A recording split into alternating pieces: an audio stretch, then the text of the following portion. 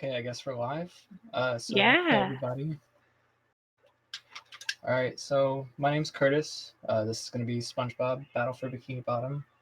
Um, so I guess the premise of the game, for people who aren't familiar, is that there's golden spatulas located throughout the levels in Bikini Bottom, and the goal is to get 75 of them to unlock the final boss and beat the game. So this Blackout bingo is going to be accomplishing that while also completing every objective on the card, which in my opinion makes for a lot of really cool routing and on-the-fly decision making. So the card may be on stream, but usually I like to reveal it after I've already started playing, just to make things more interesting. So I'm ready to Back. start, I guess. All right, I'll count you down. Okay. All right, so we're gonna start in 5, 4, 3, 2, 1. Good luck. All right, thank you. Okay, so right off the bat, I already saw Jellyfish Fields all socks on the card, which is a very long objective and is probably going to determine which route I'm using. Ooh. So this game is pretty open world in general, so the routing that you can choose to use throughout the game is pretty subjective. So you can often change things on the fly, which is really nice for bingo. So because of the fact that Jellyfish Fields all socks is on there, that's pretty much going to mean that we're not going to be doing much of it in the early game because it gets sped up a lot by being in the late game for reasons that I will explain later. So here's some platforming to get this spatula on the pineapple a little quicker. So I'm trying to look at what else I need. I see I need socks and dream, so that probably confirms the route that I'm going to be doing for the early portion. This little way that we're entering Jellyfish Fields, if it looks awkward and really strange, it's because it is, but it disables the out of bounds detection, or disables the hand, as we like to say. So little physical zones that are out of bounds, like this one in the pit coming up, are just disabled for now. However, the death sand that makes SpongeBob crawl on the ground is not disabled, and you can still get grabbed by the hand if you stay on that for too long. So that needs to be kept in mind.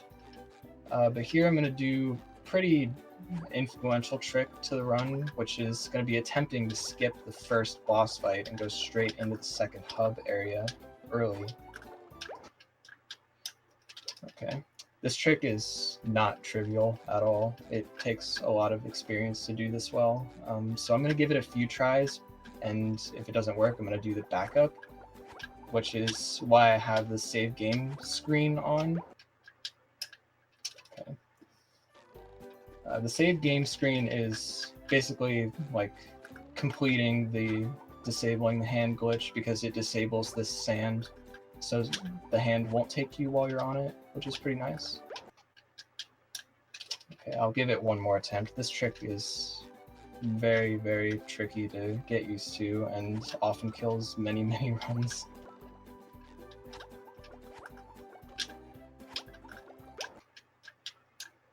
Okay, yeah. So we'll just do the backup. This loses like a minute, but it's better than just sitting there trying to get that trick forever and not getting it. So the reason why skipping the first boss fight is preferable is because there's a lot of slow things to do in the first hub, whereas there's much, much faster things to do in the later hub areas. So it's, even though like this takes a while, it's much better than doing areas like Jellyfish Fields and downtown before unlocking the powers. So this method just simply walks around all these invisible walls that are in the hub area, whereas the trick I was going for at first would just ledge grab underneath one of those walls and put you on the other side, which is a lot faster than doing this, but unfortunately you have to do a spin that has a 4-frame window and then a jump that has either between 1 and 6 frames where it'll work, depending on what frame you did the spin on. So it's really complicated and not easy. So yeah. So we'll just do this so we can finish the run in a reasonable amount of time.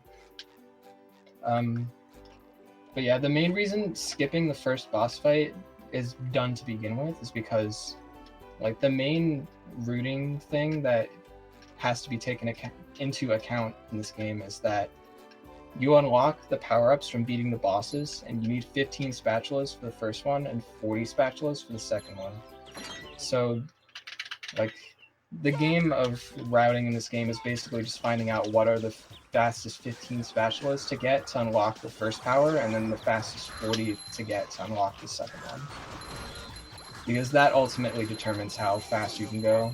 Because everything that happens after 40 spatulas gets sped up tremendously by having the powers. This tree dome is not going very well, which is, for one, a consequence of bad RNG and bad gameplay by me, but also a consequence of the fact that you're meant to have the bubble bowl here, and I don't. But this is a pretty fast spatula to get early, so unfortunately need to do it like this. If I'm not marking things on the card, I'll probably notice way after I do them, but I am keeping them in mind. This is another very difficult trick to get used to.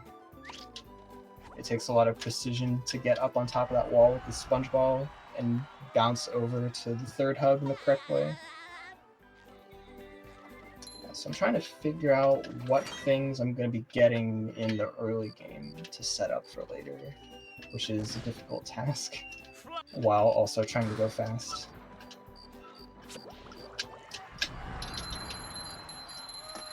So I see Squidward's house, the spatula there, security system, wall jump in the chum bucket, which I just got.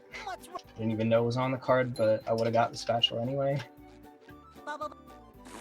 Which is a pretty funny thing that happens in Bingo. A lot of times you get objectives that like you would normally just get, which is pretty nice, that you don't just get a bunch of long objectives all the time. But now we're in SpongeBob's Dream way earlier than we're supposed to be, and it's because this is where most of the fast spatulas are, such as this one.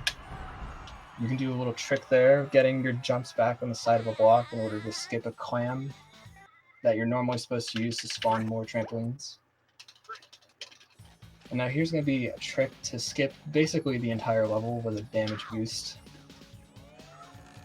Okay, so I got a bad damage animation. Okay, I'm not going to go too much into detail what that means.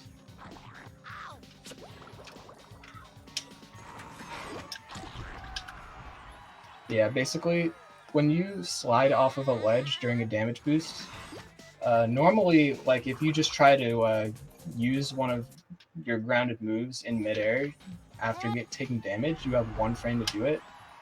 But if you slide off of a ledge, the game thinks that you're still grounded for longer than you should be.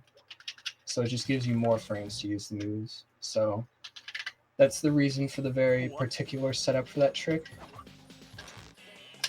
So this is Sandy Stream, usually a pretty long, tedious level in casual play, but luckily because we disabled the hand, we can just go under here and skip all of it. Okay. I'm going to take a little bit extra long on this trick, just to make sure I get it, because it loses a lot of time if you miss it.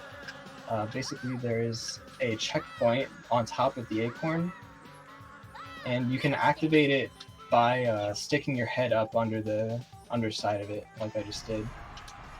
And that basically just skips the entire slide. Lets you get the spatula really quickly. But there are a bunch of socks in this level, and Dream All Socks is on the card, so I will have to get all these socks. Grabbing the box on top was important because I'm going to be coming back later.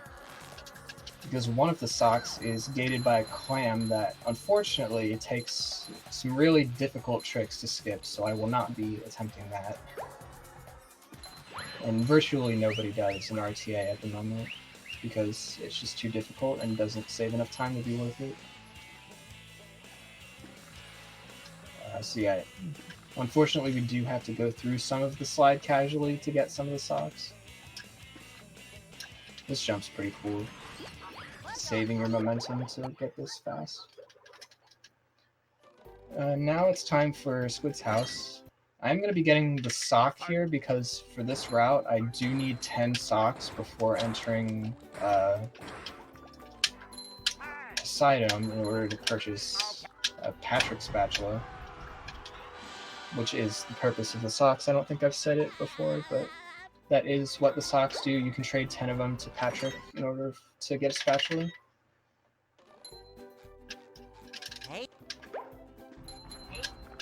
Which also means I'm going to be getting this sock.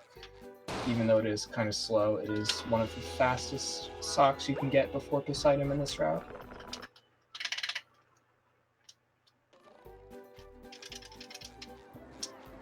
I see return the museum's art and find all the lost campers. That was very poorly attempted. Basically, you can get around the back of the taxi pad and enter it before one of the cutscenes finishes. Save some time, but unfortunately I messed it up. So I see collecting the artwork and the campers, which means I'm probably going to get to do a pretty cool trick in the late game to get those spatulas. Or at least one of them. The Goo Lagoon, pretty broken level. You'll see exactly how broken it is coming up here. Because it would be pretty slow if we had to walk all through the beach to get to the end of the level, but fortunately we don't quite have to do that. Cute little one-frame jump there, like I explained earlier. It's just to get that sock a little bit quicker.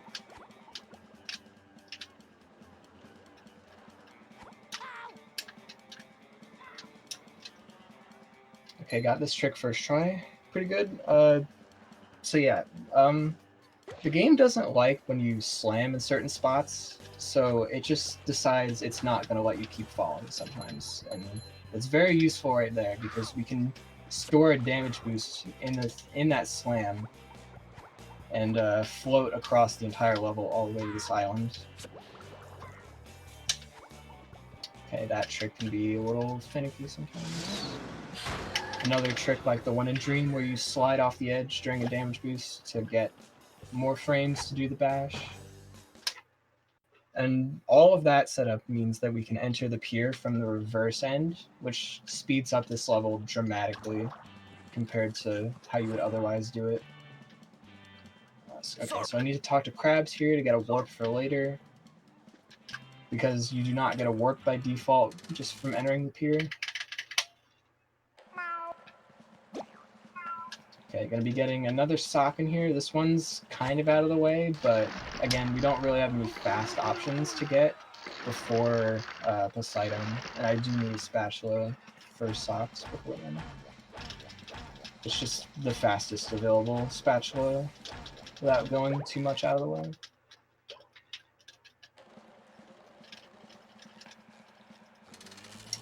Okay. And this is honestly probably the slowest part of the run in general across most categories. So basically I'm going to be getting the socks that I need and a spatula from Larry, which is the reason why I killed the robot on top of the crates. Not a lot of people know that at first glance, but all you need to do is just kill the robot by any means necessary. You don't actually have to do this big puzzle. But now I'm going to be doing Poseidon, and this is by far the biggest portion of downtime in the run, so if anything needs to be read, if there's any donations or any questions you guys have, now is the perfect time. Yeah, I'm looking at things here. It looks like we do not have any donations, so perfect time for me to tell people, hey, get your donations in. We would love to read them. As far as the gameplay, I am noticing just like it seems like your movement. I mean, it's pretty thought out, like how you're moving around. Is there any thought about what's the fastest way to move? Yeah, so in general, it's just a matter of moving in a straight line, trying to minimize your airtime if possible when you're doing platforming and stuff. The movement in some of these sections has been thought out and timed by many, many people across this game's history. This game, like, you wouldn't think it unless you researched it, but this game is very popular on speedrun.com. This game has had a lot of effort put into it by many people, so the movement in general is going to be pretty optimized at a high level. The movement in the early game is in general a bit slower just because it's, you know, your basic walking around, but later on we do get more movement options that make things more interesting.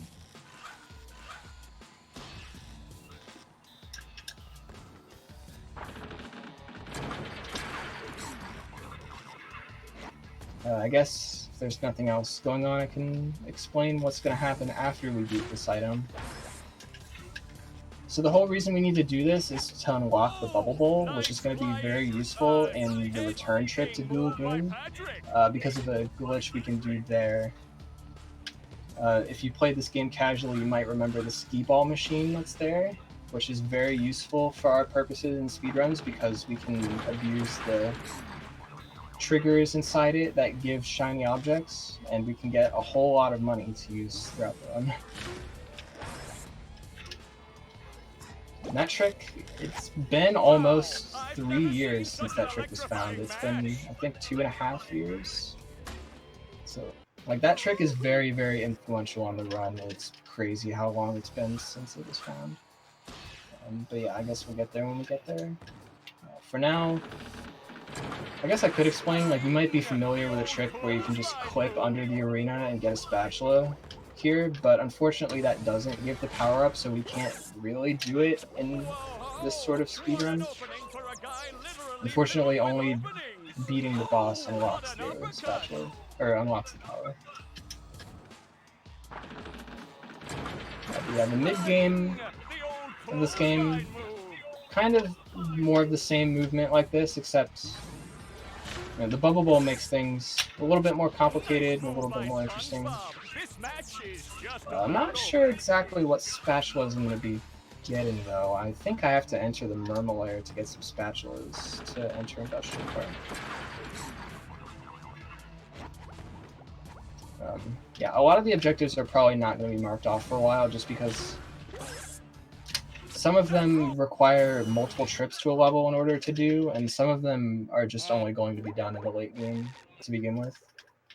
So it might be a little bit before things start getting marked. Right, so here, we need to kill all the robots in here to get a spatula from Mr. Krabs. Unfortunately, this is a little bit of RNG. This game doesn't have much RNG, but where it does have it, it's very annoying. It's coming up over here. Oh, jeez. Okay. I'll do the backup movement. There's a little bit of optimized movement I went for, but messed up. So here's the Wakatiki machine, and it turns out that for most strats, it's actually faster to just do it the casual way.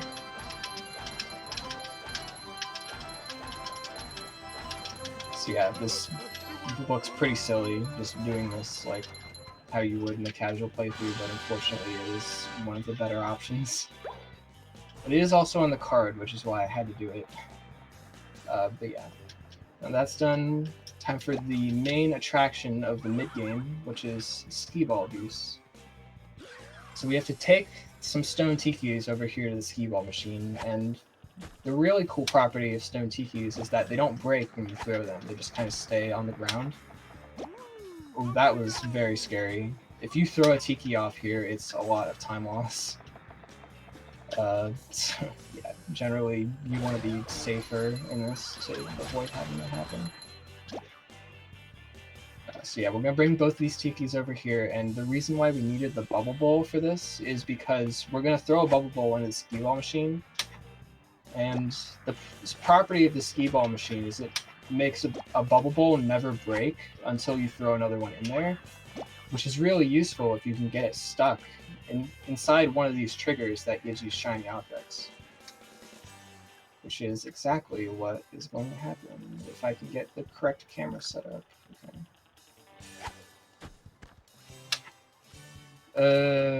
I'm whenever you do that. That doesn't look good. So yeah, this trick is very particular with how you set it up. So yeah, if you're barely off with the setup, it can be a pretty bad time. So you want to make sure you do this correctly. Not confident in that, but we're gonna roll with it because it looks fine. That might be a little bit too far to the left, which means the bubble bowl might not be getting stuck in the correct spot.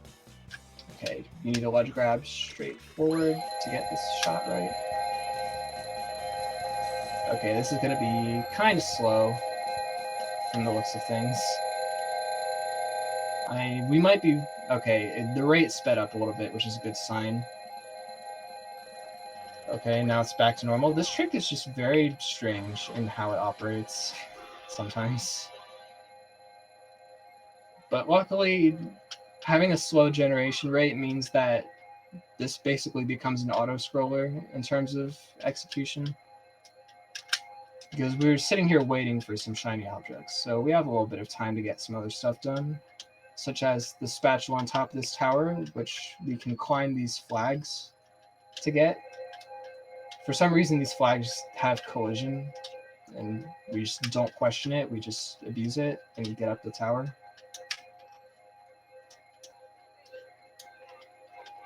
I guess I forgot to mention to turn the volume down, but like for the viewers, but luckily the noise hasn't been too devastating. So I will interrupt because we actually have 2 donations now. So first of all, one of them, we actually have a $18 donation from Ghost Alchemist, who says, happy to donate to my favorite event.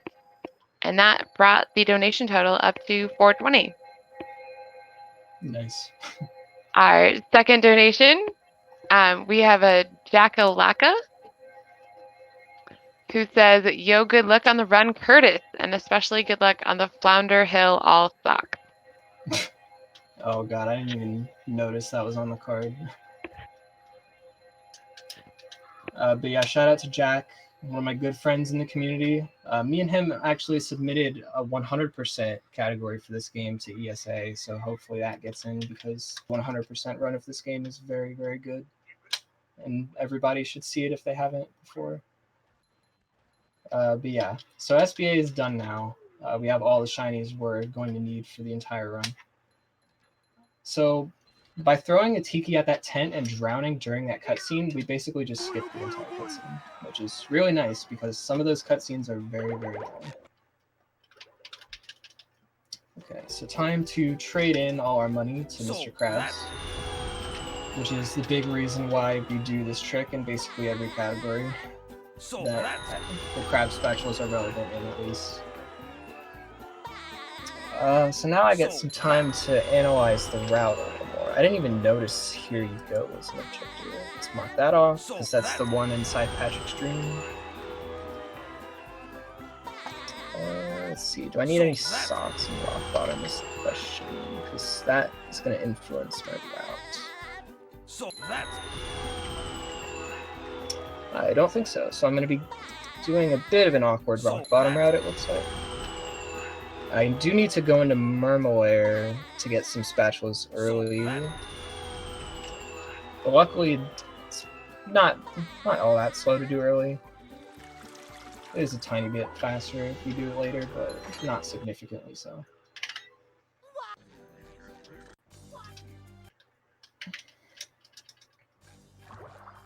Alright, so Murmelair lobby, basically some walking. Like, we haven't had enough of that in the early game. Okay. If you bubble bowl right before taking damage there, you can get a little damage boost. Unfortunately, I tried to time it too late, so I missed it. These guys are really annoying. This is another little RNG section. If he spawns some robots in your way, it's annoying. That ledge grab's pretty easy, but it skips a lot of walking around the sloppy, so pretty cool. You can just do that. I don't believe I need this bottom spatula here. So I'm probably going to skip this one on the ground because it's pretty slow. And it's not on the card, so I don't have to do it.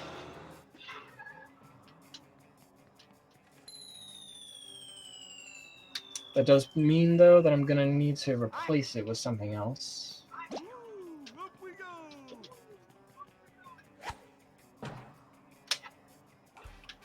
Because as a reminder, we do still need 40 spatulas to enter Industrial Park. And then the routing freedom just opens up tremendously.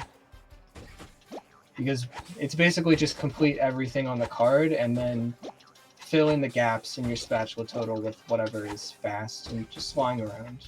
So, yeah. Unfortunately, the early and mid game are a little bit more condensed in terms of what you can do, but not terribly so. Let's see. This spatula, though, is pretty fast, so it's still worth getting. I am going to enter the prawn area. Let's see, 1, 2, 3, 4, 5.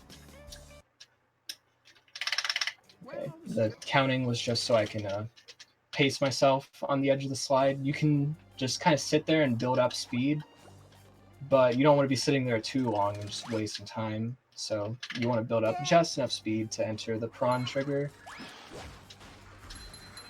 And that skips all of the meaningless puzzles in the main chamber that don't give spatulas, which is really, really nice because it takes forever.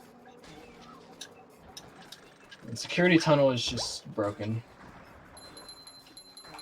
So we don't have to enter any of the tunnels. We can just use some platforming and damage boosting to get up. And you also saw me use the Thunder Tiki to bowl the button from like the side of the button, which is really weird that that works, but it's good that it does because it's pretty cool and saves some time. Yeah, so ballroom here, pretty long puzzle. I'm going to be coming back here later because this is, in fact, like the single fastest spatula in the entire game. So I am more than likely going to be getting that to total 75 to beat the game. The Murmillar Lobby Sock is an objective, but that is faster to get later, so I'm going to be coming back for that. And now I believe it's time for Rock Bottom.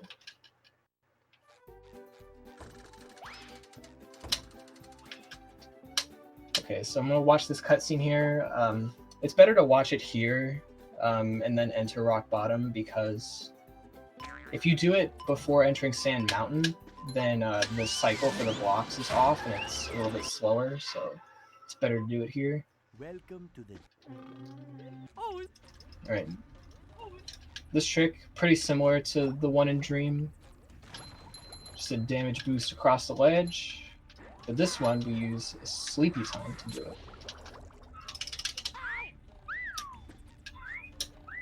Alright, and that basically just... This is like the end of Rock Bottom, basically, so we just skip to the end of the level. That right there is pretty cool. Skip the spatula animation and come back out here. I am going to get this spatula early, even though it might be slightly slow, but I'm not sure. Because it is on the card, so I have to get it at some point, and it's not that much slower to do it early. And it does count towards our 40 that we need for Industrial Park, so I'm just going to go ahead and do it now. The spatula is the one that the cutscene showed for completing the slide time challenge. That you can't see because the game is saving, except it's not actually saving. It's just saying that it's saving. Eyes. Alright, I can mark that off, which was slip sliding away. And now I'm going to do this spatula because it's another pretty quick one.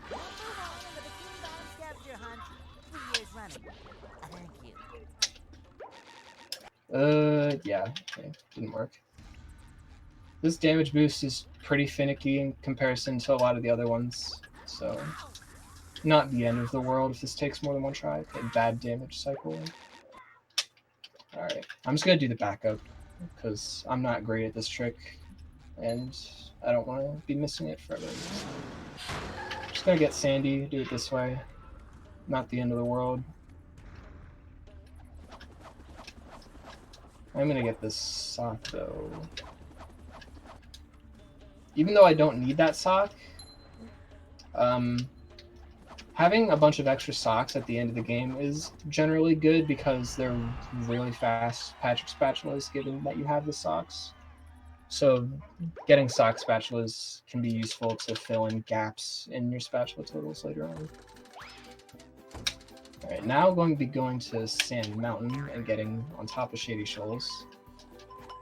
Luckily, because we watched the cutscene early, we can just kind of run up here and get it right away without waiting at all.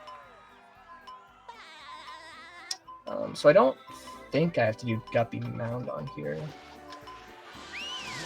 Oh, I just saw rock bottom all spatulas is on the card. Which does mean I have to do the lasers spatula, unfortunately. Okay, so I'm gonna go into Sand Mountain and get this one spatula over here. This is nice because it unlocks the warps in the ski lodge.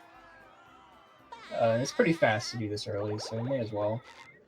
Alright, now I'm gonna go back to Dream and finish up everything I needed to in Sandy's Dream. Because like I said earlier, there's a clam here, and now that we've done SBA, we have the shinies to afford it, so it's pretty good to just do it now. I'm gonna get the spatula over here because we have to go in the fighting arena for the spatula because there's a sock next to it anyway. So while we're over here, it's pretty fast. Just get the spatula.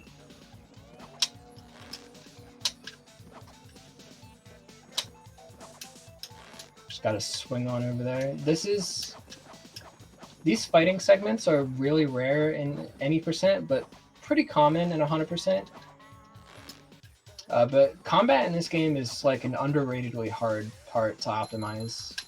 Just because reacting to RNG is very difficult and killing enemies in a way that's fast is not very clear.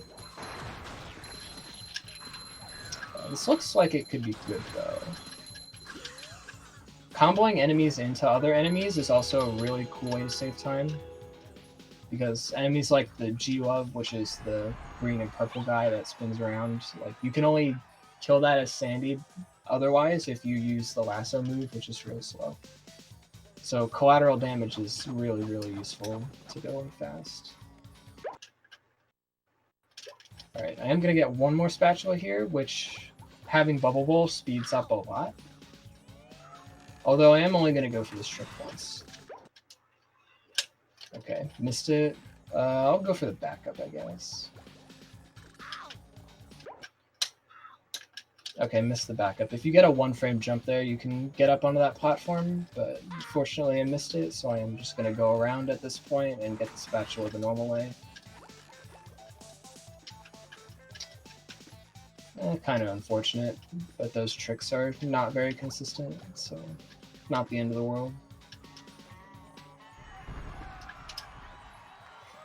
It's everyone's nightmare is missing that jump right there, even though it's the easiest part of that spatula. Alright, and time for Krusty Krab, which is the last thing we're going to be doing before going into Industrial Park. Both because it's a pretty fast spatula and for a reason we'll see after we exit. Oh, that collateral really...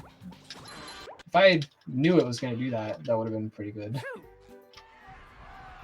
But yeah, once you complete the Krusty Krab and just warp to anywhere in the hub, it just puts you in Hub 3, which is really convenient because you can just walk over to this gate and enter Industrial Park from the reverse side, which is really funny. Unfortunately, you can't do that with Poseidon, or else it would be really useful in some extension board categories. And some weird routes, potentially. So this is the other pretty big area of downtime, the first two phases of this fight. Just basically waiting for Patrick to stop spinning and just hitting him, so if there's anything to read, this is the other really good time for it. There are no donations. However, we do have some information about Fred Hutch. I am always happy to share about that. Fred Hutch is currently leading a study involving 12, hold on, I have to make sure I'm reading this down correctly, 12,000 college students called COVID-U to determine whether COVID-19 vaccines can successfully block asymptomatic transmission of the virus. Results of the trial should be ready by this fall. Alright, cool. Alright, I'm trying to analyze the objectives I have remaining and sort of plan out the late game accordingly. One of the most likely scenarios in both bingos and in regular runs is that you end up going to Sand Mountain 2 as the first thing. Both because it's really hard generally, and because it's pretty useful in terms of like menuing to start there and finish the backtracking by going up the menu to save inputs. But also for this card, Rock Bottom all spatulas is an objective I need to do, which probably means I'm going to be enabling the hand somewhere in order to do a trick there. So I'm going to have to think a lot about my late game for this one. I also just noticed Krusty Krabs in the card. I didn't mark it.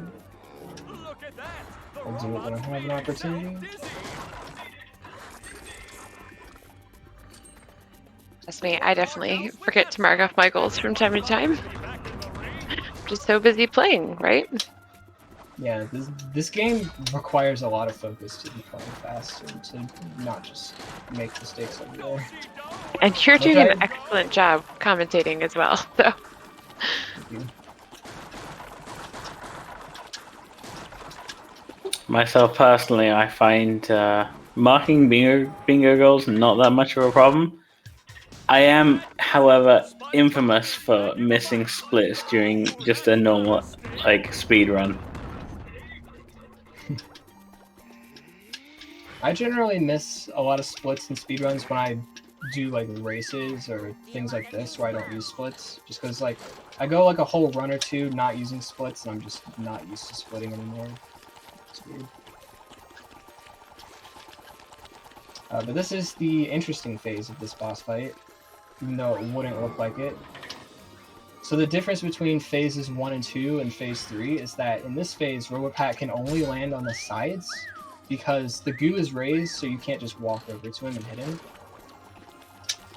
Which means that you have to plan for where he's going to land and react accordingly and be there on time, so you're not just losing a bunch of time. And it turns out that this is the only phase you can reliably manipulate. That's a very poor landing spot, unfortunately. Yeah, this boss fight is manipulatable if you do the same movements every time. Unfortunately, it's a 3D platformer, and that's not as simple as it sounds. So yeah, that's very scary. If you hold forward right there after you get hit by the goo, then you just die, and you lose like a minute. It's very scary. Dying at any point in this boss fight is like worst case scenario. It just loses a ton of time. Alright, so this sock and SpongeBob's pineapple is on the card. This is the first thing I'm going to do once I have all the powers. That's a cool little thing you can do. It's just bowl as soon as you go through. Alright. So that probably looks really strange if you've never seen this game before. But basically all you need to know, if you're unfamiliar, is that it's 2 frame perfect inputs in a row and it boosts your speed if you do it correctly. So having boosted speed as an option with both the powers is really important in making the late game very, very fast. So this is Flounder Hill, which Jack in a donation alluded to earlier, and this is a terrifying segment in 100%. And here I need to get all the socks, which means I have to basically complete this level as if it were 100%.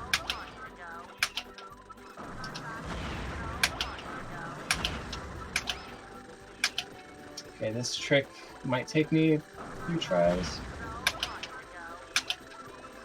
Very difficult under pressure.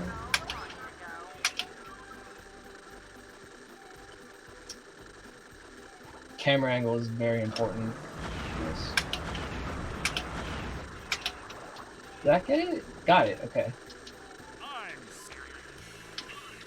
Okay, so the reason why normal cruise boosting works is because it basically just takes the displacement that happened when you did the second input for the cruise boost, and it turns that into your stored speed, quote unquote. But the way that that special cruise boost I did works is that, like, the displacement angle that the game takes into account is a vector that includes your vertical displacement. So if you go off a ledge during a cruise boost, you can get really insane speeds because it's a bigger vector than normal. And it's really useful for a segment like this because you have to do a long stretch of movement, so having a much faster cruise boost speeds this up dramatically. So even though that took a few tries, it's still very, very worth it, just because of how fast it makes this. I am going to go for a pretty difficult trick towards the end of the slide that I don't normally do, but this run's been going pretty decent, so may as well. Alright, here we go.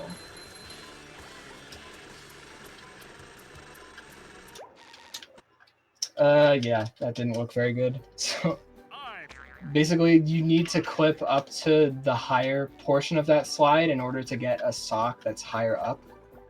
Unfortunately, I didn't quite make it up there. So now I have to go all the way back down because I clipped inside the geometry.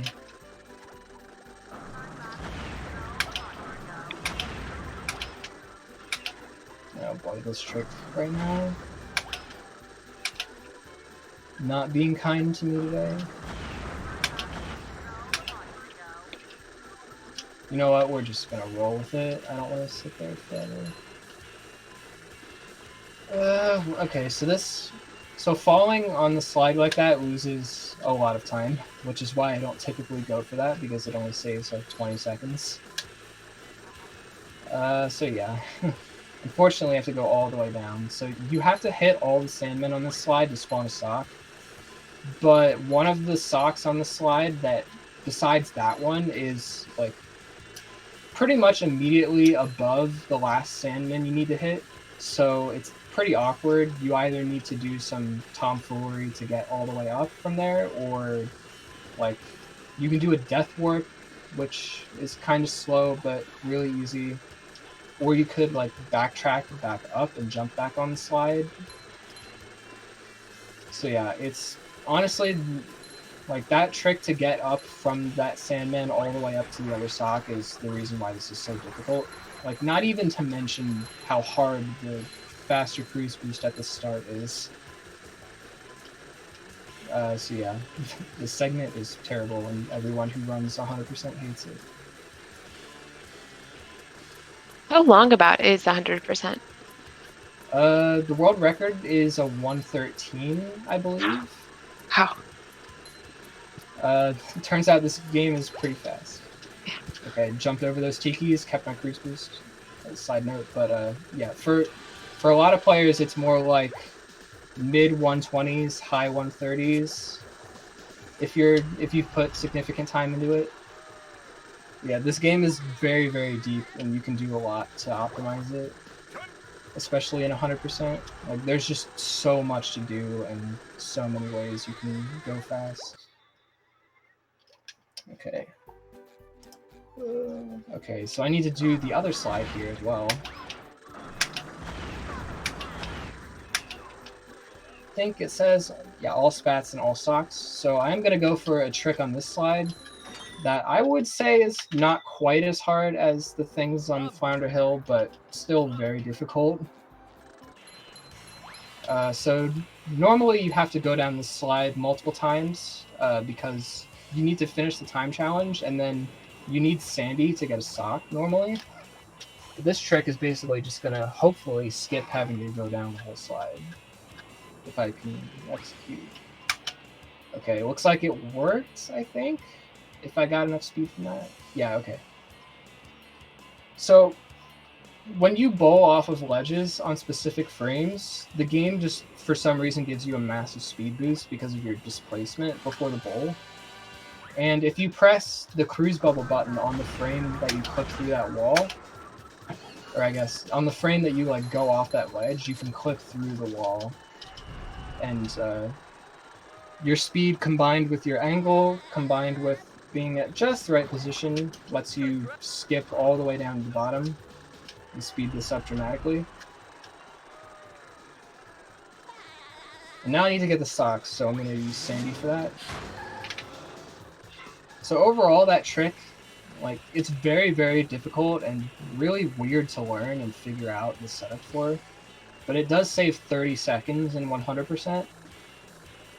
And because of the goals in this card, I basically have to play both of these slides in Sand Mountain as if it's 100%. I'm also realizing I'm not marking many things, but I will get a chance to do that after I leave Sand Mountain. But yeah, so like the sheer difficulty of some of these tricks is the reason why like many of the good 100% runners will do this as the first thing after Industrial Park, which is essentially as soon as you can possibly do it. Me personally, I don't quite do that route. I do a slight variation of that route, but still a pretty similar concept is that you want to do like the hard things as soon as possible, so if you have to reset, it's not as deep into the run. Yeah.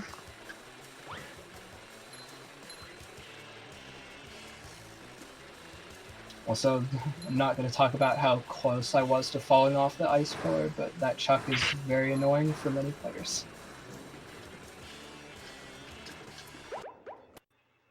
Alright. Time to return to Murmelair. I need a sock here, and there's some pretty fast spatulas.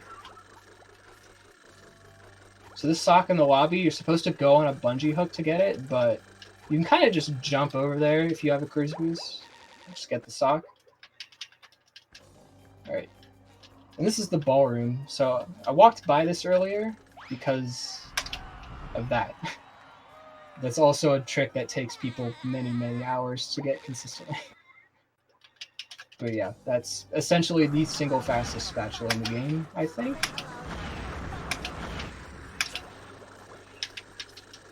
This is also a pretty fast spatula, so I'm just going to knock this out of the way. Knock this out while I'm here. So yeah, there's this whole big boss fight with Prawn that takes forever, but the developers left a little trigger in there that lets you skip all that, so pretty convenient. So I need to get all the socks on Blue Lagoon Beach, and I'm missing 2 of them. Backup strands. So there's also 2 spatulas I'm going to be getting here because they're pretty quick to get while I'm here. This first one, you can clip out of bounds here, and the spatula for going all the way over this moat, doing some platforming as Patrick, is just kind of sitting here out of bounds, so you can just go out here and get it pretty easily. The other spatula here is Save the Children, which takes people many, many hours to get consistent, like many other things I've already mentioned. Okay, so I missed 1 cruise boost. That might mess this up a little bit, but it should be fine. Okay, backup strats time, because I missed the kid. Okay. Oh, alright. Did not want that at all. I'm just going to reload to reset the cycle. That's very unfortunate. And again. There's a lot of cycle-based levels in this game, and missing a cruise boost or multiple cruise boosts just offsets the whole thing. So usually it's better to reload and not have to deal with like on-the-fly cycle routing. Are most of the cycles like level-based or global? That's actually one of the few console differences in this game. So these kids essentially start moving as soon as you load them in. And the draw distance on Xbox is like twice the distance as GameCube and PS2. So if you're playing on one of those consoles, which are slower than Xbox, you have to essentially do a completely different cycle. I'm going to do Jellyfish now. So I have to get all the socks in Jellyfish, which means I'm essentially going to be completing the level 100%. Except for one spatula that's really, really slow. We're going to skip that, but we're going to get all the socks. And there's also a spatula objective that's towards the end of the level that I need, so it's all good. This portion is why we don't like doing Jellyfish early into the run when we have to get socks. Because there's a lot of socks around here, and it's a lot faster to do it with cruise boosting than otherwise.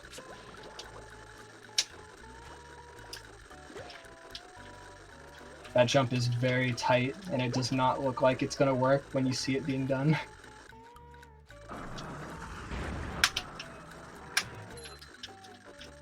Okay. This fountain sock here, and then we can move on to the next part of Jellyfish. There's one more sock in this main area, but it's better to get it at the very end because it's right next to Squidward and we have to go back there. And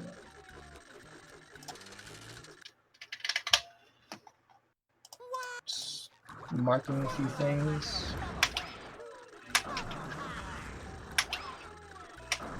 Okay, this cruise boost did not want to work for a second. Cruise boosting movement on slides is actually really weird because you only really see it at 100%. But like the basic idea is that like you move faster in the air when you have a cruise boost on a slide, so you want to be jumping as much as possible. Right. Casually skip this whole fighting arena because cruise boosting is really good. Get this spatula from Patrick.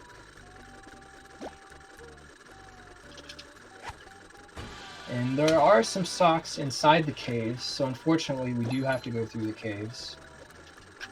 Which, as Patrick, is very slow and tedious, but luckily we have strats that let us do it with Spongebob, so it's not bad.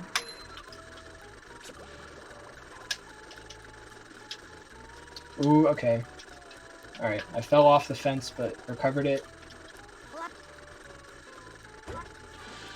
The faster strat there is just, like, stay on top of the fence and jump straight to the tikis, but if your angle is just barely off, you can fall off. So there's a lot of gates in here, and one of the gates in the caves you can only open by standing on a pressure plate, but unfortunately we can't get through the gate as Spongebob without weighing it down with a melon, like you're supposed to have Patrick to do. So we have to do some tomfoolery to get around this gate.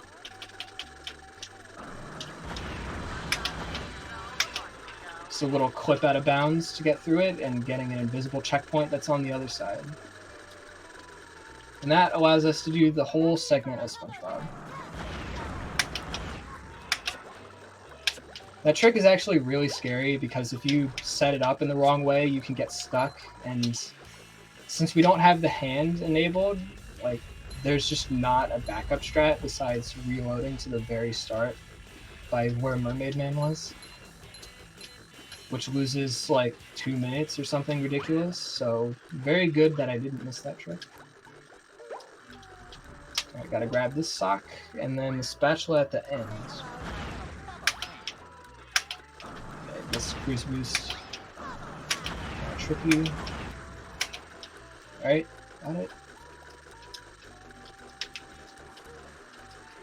Alright, so that little piece of movement there is very, very difficult if you're not experienced with cruise boosting.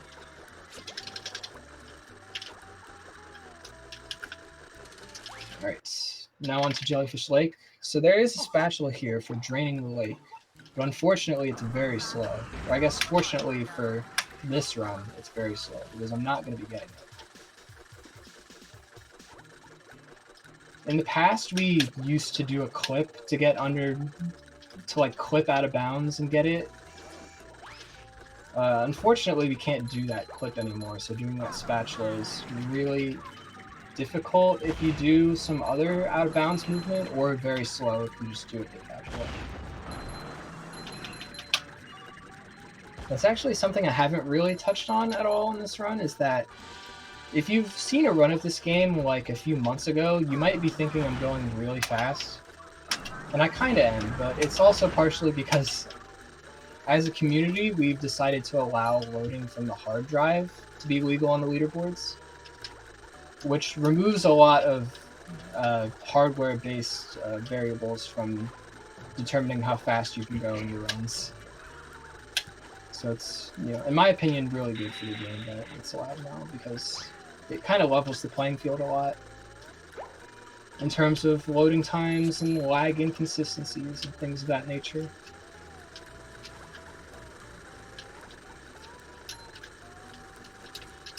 So yeah, this segment, basically just a lot of cool cruise boost movement. The way you grab the spatula is very important, because you do not want to fall down, because it loses a lot of time. You also don't want to fall into the river and die, because that loses even more time. My voice is tiring out. I've been talking for a while. That's fair. So this is King Jellyfish. We kind of break this fight with the cruise bubble, because they didn't expect you to delay doing this boss fight for the end of the game. Right. I also didn't really talk about bowling on the slides until now, but basically it's just that using a bubble bowl as soon as you go on the slide maxes out your speed right away, so you don't have to accelerate as you go down the slide, which saves a little bit of time.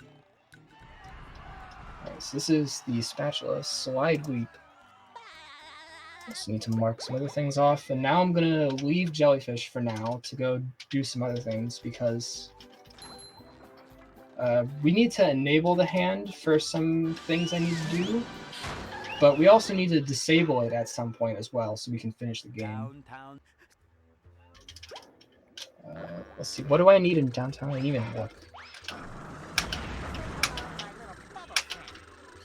I also didn't really talk about cruise boosting on characters as opposed to walls is really, really difficult.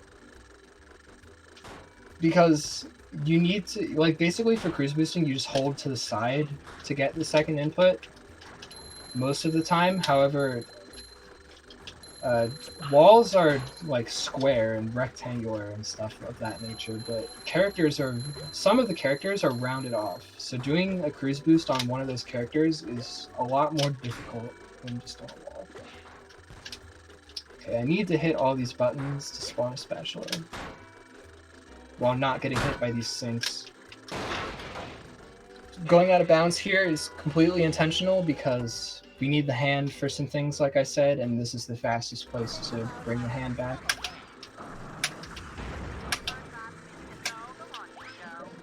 Alright. Screw that, please. I'm gonna do it the normal way.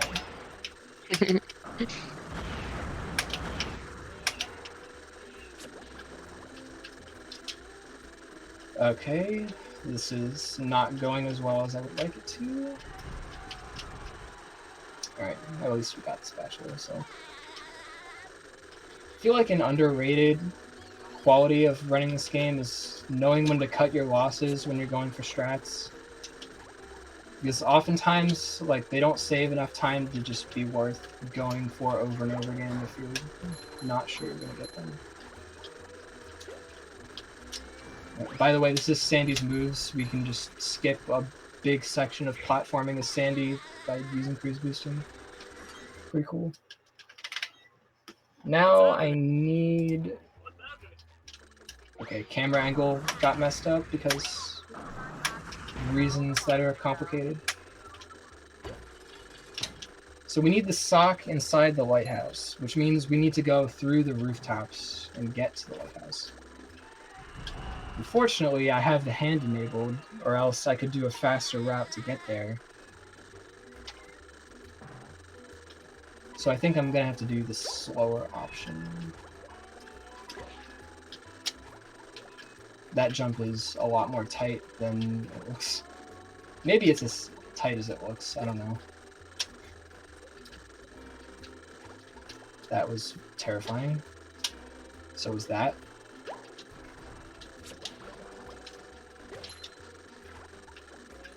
That Chuck could have just hit me off and lost me a ton of time.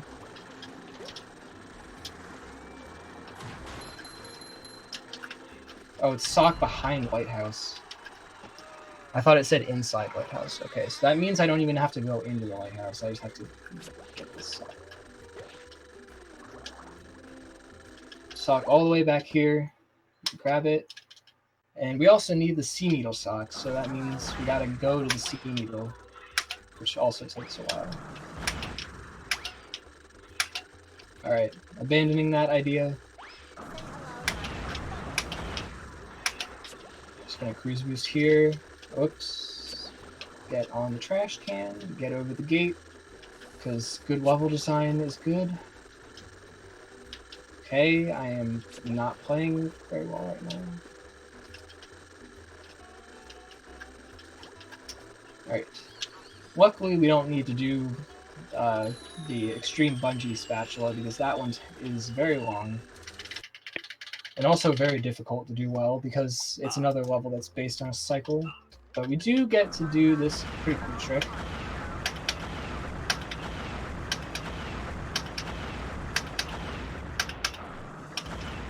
Okay.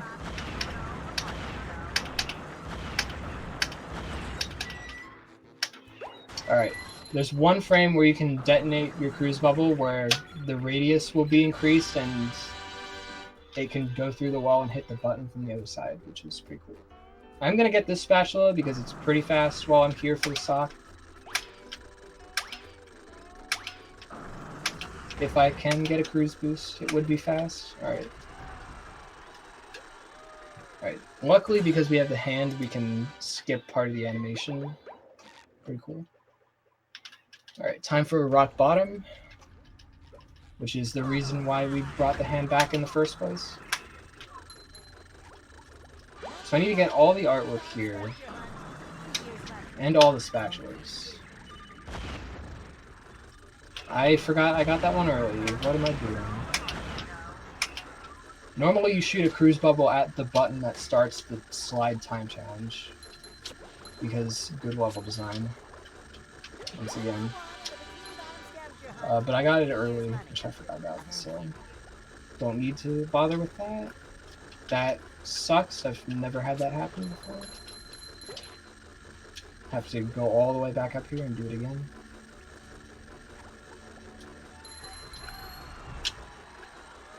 Alright. Coming up is the museum, which is an underratedly hard segment.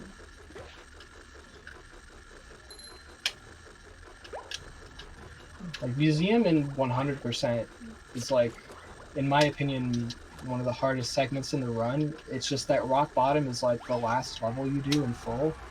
So it just gets overshadowed by all the other tricky stuff that's in 100%. But it's still okay to not want to press that trigger.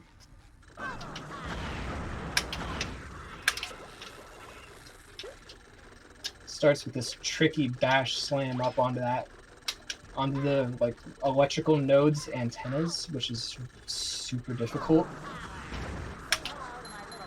And then ledge grabbing through a tire because you can't get knocked back while you're in a ledge grab, which is really convenient. Lets us skip like the first little puzzle in the museum. And then, yeah, that movement is just crazy.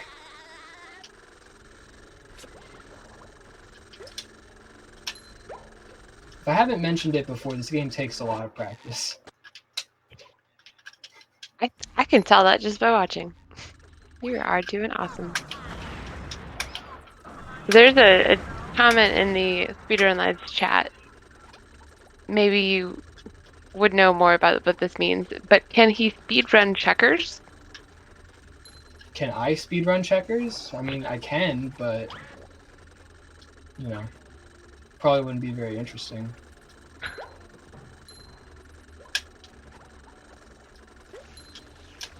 I mean, I guess Spongebob could speedrun checkers as well. It's just, you know, you never actually play checkers in the game, so unfortunately that speedrun is not a thing. Okay. You need to grab that art. A little subtle detail there is that the text box that shows you've collected all the art actually eats one of your jump inputs. So you need to be really careful to not just walk off, assuming you'll jump around. Yeah, so one of the spatulas in Rock Bottom involves hitting all these lasers. Unfortunately, the cutscene for the last one is really long, but luckily we can just skip it with a little... okay, that's... I don't know what the backup is for that. I've never gotten hit there. Okay. Oh boy. I don't know what to do. I've never been in this situation before. I still have one more laser to hit, which means I need to go all the way back over there. Unfortunately, there's nowhere where I can cruise boost again on that little platform in the middle. So I was kind of stuck. Alright, let's try this again. Alright. Easy peasy. Alright, so the mechanic I mentioned earlier, where if you die during a cutscene, it just skips it, is really important here because that cutscene takes like 30 seconds, and then you would have to walk all the way back to Pumpkin as well. So pretty convenient that you can just fall off there and skip it. There is one more thing. Did I get...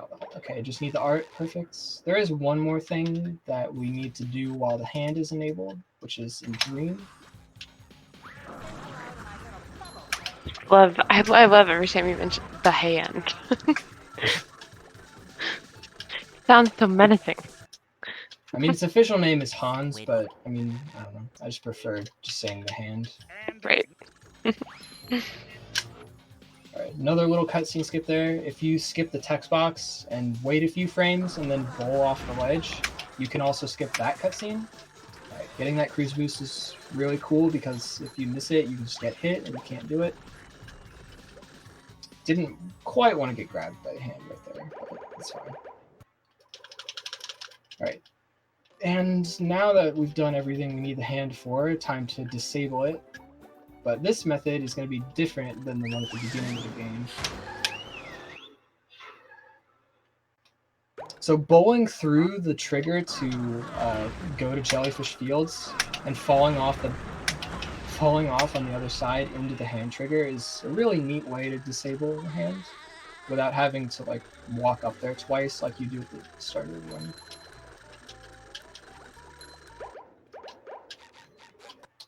Okay, Kelp Forest time. So that should be... okay, just wanted to check that I got all the socks and jellyfish. Okay, you can do a little, you can do another little cutscene skip there, like most of the other ones. It's just that one's pretty difficult. Okay.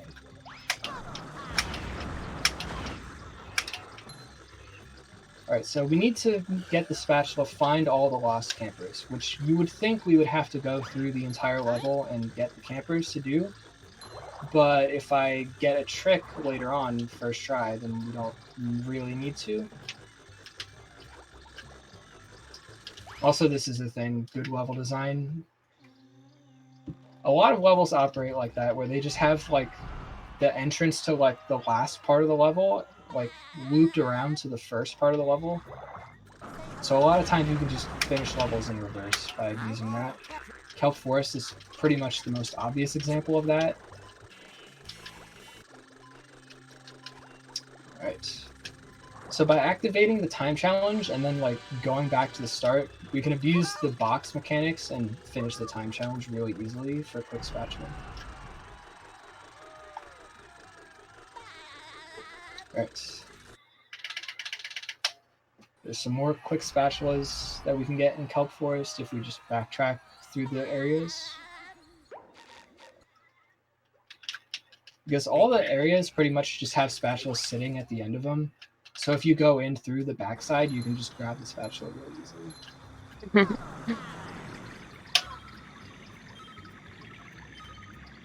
This is another one of these spatulas where we used to do a trick to clip through something and get the spatula. But I'm really happy with this one isn't a thing anymore with the new like hardware or the hard drive loading allowed. Like a lot of lag strats got obsoleted because they're just not possible RTA. But this one was really stupid. Like not because it was hard to do, but just because it just could just decide not to work if it wanted to. So I'm happy we don't have to do it anymore. All right. So coming back at this specific moment for the art spatula is important because now I'm gonna go down to Kelp Forest, unplug my controller, make a lot of noise with my chair, plug it back in, and okay, missed the trick. Cool. If I get this trick, it'll be really nice. Okay. You want to do the cruise bubble as soon as you load into Kelp Forest for this trick to work.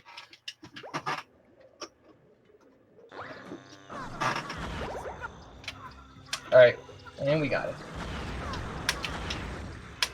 Okay, so if you notice when I was holding the cruise bubble there next to Puff, that the collectible counter for the campers said 6, even though I didn't get any campers. Oh boy, that was almost kind of bad. That's because when you load into... Okay, I guess I'm walking now to this other spatula. When you load into a level from another level with collectibles that are stored in the same place in memory, it doesn't update them right away.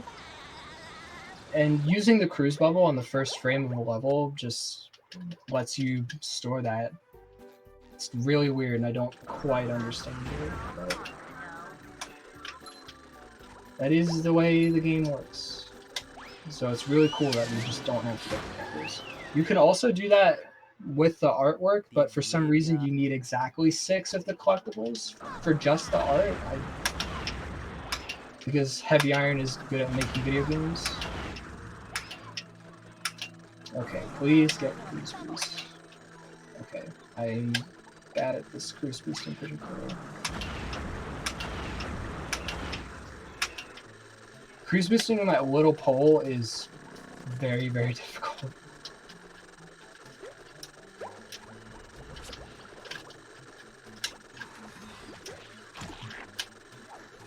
Okay. That jump right there is pretty difficult, but it's the fastest way of getting to the level quickly. I have 73 spatulas, and I have a bunch of socks. So I don't really need to get more spatulas. I just need this sock right here, and then I'm done with Graveyard, basically. And I didn't get all the socks in Dream because of Squid Stream. Which I think I'm just going to complete and get the spatula. Wait, I have 73. I can't. Okay. I pressed the button to show my spatula count and died because of it. Really cool. Just focus on doing this well. Or not, or I'm just going to miss the jump.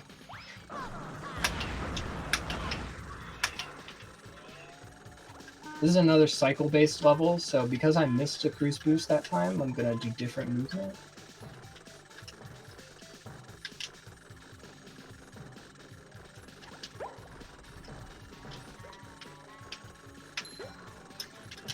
Playing it safe by slamming. You can skip that slam and save a little bit of time if you're good with your movement, but I wasn't confident in that. And I guess I just got the spatula anyway out of muscle memory. So whatever. Patrick. And this is kind of a trend late game in bingos, is that you end up getting to Graveyard with a bunch of extra spatulas. So oftentimes you have like more spatulas and socks than you know what to do with, but they're on the card, so you gotta get them, so it's awkward. But that was every... And we still gotta do the final boss. Which we can also skip in a pretty cool way. Similar to Prawn, how we did earlier. Yeah, the devs just left a trigger there for you to finish the fight. So. That's the bingo rule, is you still have to finish the the final boss? We just do it in this game to make it more interesting. That took way too long to get. But I want to show off the cool way of doing the last level. This takes an ungodly amount of practice to do well. In case you're wondering, this is not at all how you're supposed to do this level. Just clipping through everything, hitting these fuses with spins that you're meant to use the cruise bubble. That clip can be kind of finicky, but we got it. And it's got to be time. Bam. Sorry for the lack of warning, but we were in the final level. Yeah, actually, Yeah, that is the time. We had turned the time off when you marked the last goal because we did that's not know. fine. So I had my own timer running. cool. It's okay. It's not a huge deal anyway, as long as, you know, the run looked good and was good to watch. Yeah, no, you did an excellent job. GG. Right. So yeah, I guess that's it. I could do a swag thing while I'm signing off. So shout out to the BFBB community. Honestly, a really great speedrunning community that's been exponentially growing recently. Shout out specifically to Jack, who donated earlier. And like I said, we submitted 100% to ESA, so let's hope that gets accepted. Also, shout out to the Pikmin 2 community, which has been my home for the last 6 months while I was running that game. And there's going to be a Pikmin 2 bingo on Sunday that I'm going to be doing against Max 25. So come watch that if you like Pikmin, I guess. But yeah, that's it from me. Hope everyone enjoyed. We're going to be glad to have you back. Thanks, Curtis. Thank you. And actually, that is also time for me to wrap up as well.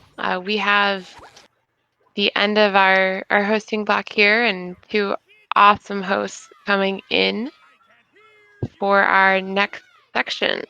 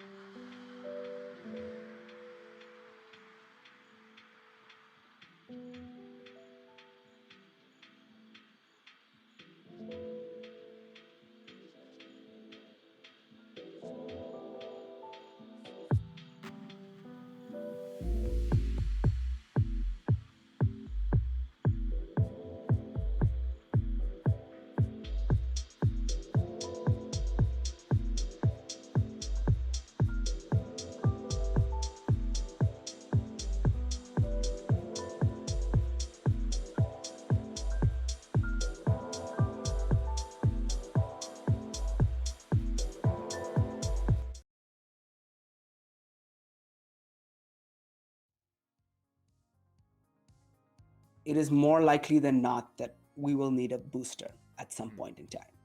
It depends on two different factors, right? So right now we have data for 6 months on how long people have protection. We don't know about 9 months. We don't know about a year because, well, we haven't tested the vaccines that long. So once we figure that out, maybe that will shape when we get the boosters. And the second is the variants. As the virus faces an immune system that has learned to recognize it, will there be new variants that show up? Will there be new mutations that happen in response to people getting vaccinated, leading to a variant that will be able to escape vaccination? And then we'll need to get a new shot out for it. One of the ways that we get variants is that there's uncontrolled spread of the virus. And that's why it's really important to bring that down while we're still vaccinating, to reduce that probability that we're getting more and more variants showing up.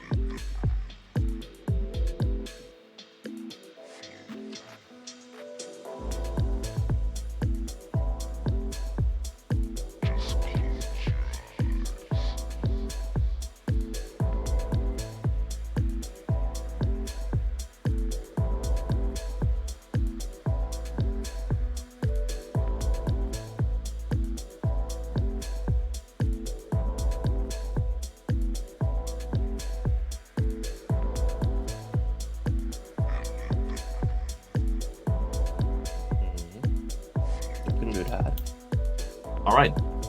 Gonna go live in 5, 4, 3, 2, 1. Hello, everybody, and welcome back to Bingothon Summer 2021. I hope you enjoyed this SpongeBob run just as much as I think everybody here did. I just arrived, but I just could catch the end. But I definitely did enjoy the end of this run. So I am one of your new hosts here, Pikachu, and I'm accompanied here by Floha. The one and only. The one and only Floha. So in terms of what's up next, right after this short intermission, you can expect a very beautiful Luigi's Mansion Dark Moon Lockout Bingo run by Riddles versus Vicious, and it should be ready in just a few minutes. So I'm hyped for that. And in the meantime, I perhaps could just remind you very briefly of the fact that in just a few hours we've got the Pokemon Black and White run happening. That will be played by Cruel and Instafizz, and there is a bid war for it for the starter Pokemon name. The leading option right now is 2B with an exclamation mark at $25. And you can submit your own options. So if you want to donate for that, definitely go ahead. And with that said, Flo, do you have anything you want to say? Yeah, that's definitely something to check out, and keep those donations coming. You know, they are all for good cause. They're all for Fred Hutch, and yeah, that's about all I can say. Enjoy the upcoming runs, and we'll be.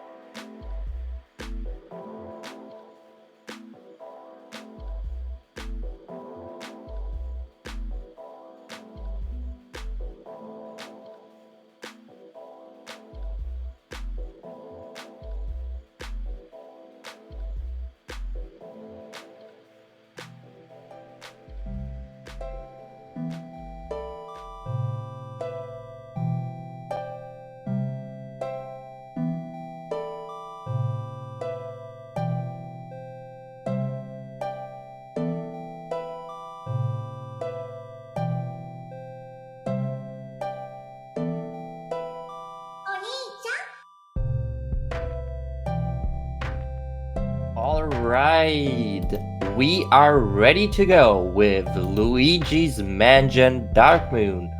So please give it up for the runners. I wish I had a list here for me right now.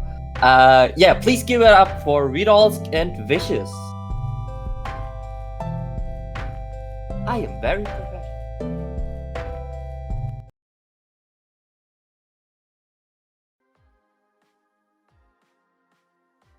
We don't know the answer, but we will shortly. So Fred Hutch is also helping lead a trial called COVID-U, where we are working with the US government and with the vaccine makers.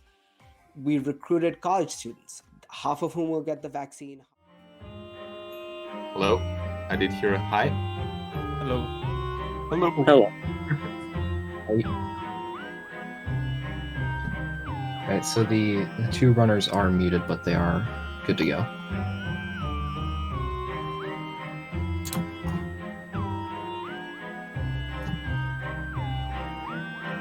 Alright. Then,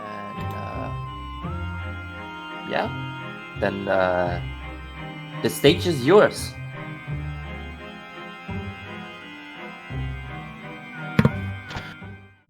Alright, sounds good. I guess we can do introductions once we reveal the board. So, is everyone ready to go? Hold on, there seem to be some technical difficulties.